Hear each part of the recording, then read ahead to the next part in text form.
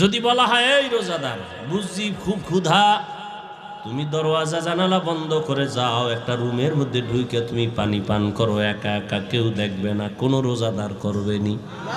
কেন? আল্লাহর ভয়। পানির মধ্যে ডুব দিয়ে গোসল করবে, কিন্তু এক ঢোক পানিও পান করবে না, এটাই আল্লাহর ভয়। সামনে খানাও রেডি, পেটেও ক্ষুধা, খায় না। খানাটা তো আর হারাম না, এই মুহূর্তে খায় না কেন?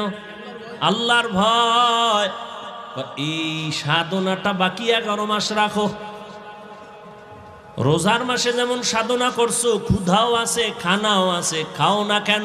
আল্লাহর আইনে জায়েজ নাই, ঠিক 11 মাসও এই আইনটা জারি রাখো।